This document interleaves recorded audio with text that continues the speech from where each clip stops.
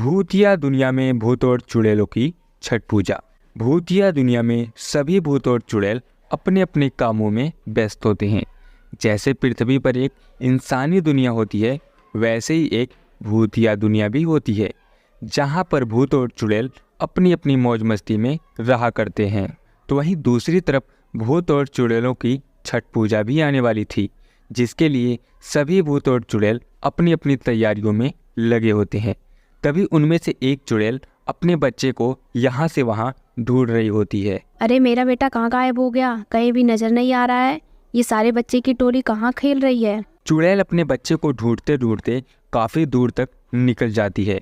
वहाँ उसे कुछ दूरी पर बच्चों की एक टोली खेलती हुई नजर आती है। ओहो, ये रहा मेरा लाल पुत्र, खेलते खेलते कहाँ निकल जाता है, अब इससे बताती हूँ। चुड़ैल अपने बेटे को पकड़ लेती है और उससे कहती है, अरे बेटा, सुबह से ये समय हो गई है, अभी तक तुम खेलने में ही लगे हो। तुम्हें भूख प्यास नहीं लगती क्या? लगती है ना माँ, इसीलिए हमने यहाँ कुछ जानवरों का शिकार करके भोजन कर लिया। अरे वाह, अब मेरा बेटा खुद शिकार करने लगा। इसका मतलब तुम बड़े होते जा रहे हो। तभी चुड़ैल अपने बच्चे को वहाँ से लेकर जा ही रही होती है कि तभी अचानक से एक बहुत ही बड़ा सांप आ जाता है और चुड़ैल के बेटे को काट कर चला जाता है। जिसके बाद चुड़ैल का बेटा बेहोश हो जाता है और उसका पूरा शरीर नीला पड़ जाता है। हे भगवान, ये सब क्या हो गया?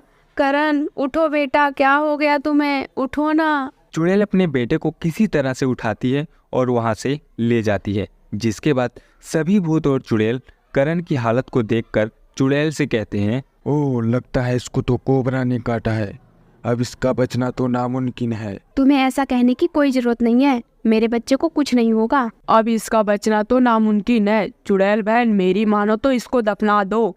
एक बार कोबरा किसी को काट ले तो उसका जहर पूरी शरीर में फैल जाता है और फिर भूत हो या इंसान, इनका बचना मुश्किल हो जाता है। मैंने कहा ना तुम लोगों से, मेरे बेटे को कुछ नहीं होगा।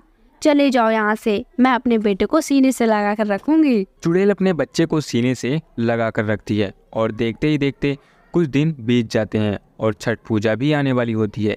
सभी भूत और चुड़ैल छठ पूजा की तैयारी में लगे होते हैं। कोई नए नए कपड़े खरीद रहा होता है तो कोई ताजे ताजे फल खरीद रहा होता है।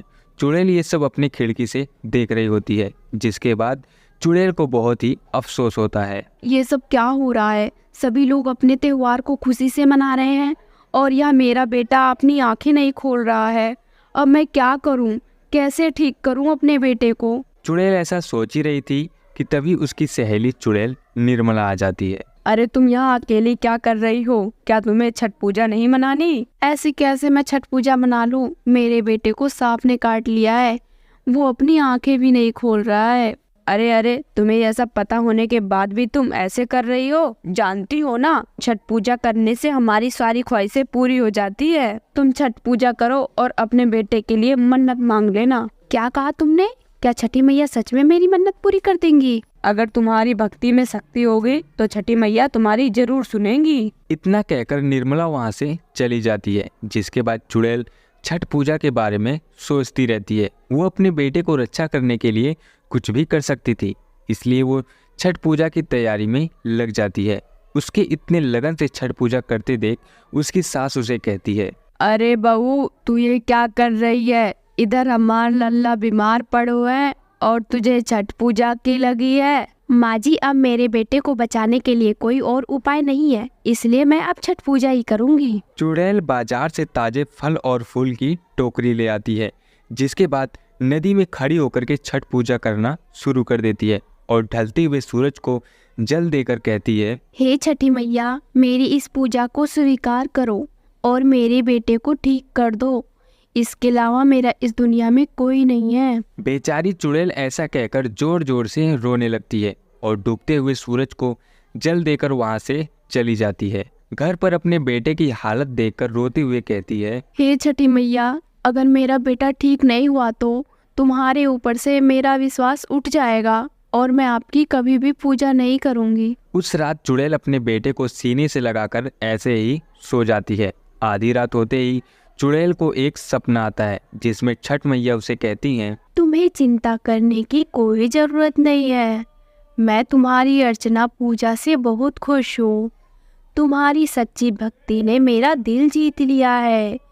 तुम्हारी ख्वाहिश पूरी हो जाएगी और तुम्हारे बेटे के शरीर से सारा का सारा जहर अपने आप निकल जाएगा। जैसे ही चुड़ैल की आंखें अचानक से खुलती है, वो अपने बेटे को उसी हालत में देखती है, जिसके बाद वो उगते हुए सूरज को जल देने के लिए निकल जाती है। आज मुझे अपनी छठ पूजा को पूरा करना है और उगते हुए सूरज को जल देकर छठी मैया की पूजा करनी है। चुड़ैल नदी के बीचों बीच जाकर खड़ी हो जाती है और उगते हुए सूरज को जल देना शुरू कर देती है। जैसे ही उसकी पूजा पूरी हो जाती है, वो नदी से निकलकर वापस अपने घर लौट आती है। जैसे ही वह घर आती है, वो अपने बेटे को देखती है। उसका बेटा पहले की तरह स्वस्थ दिखाई पड़ता है।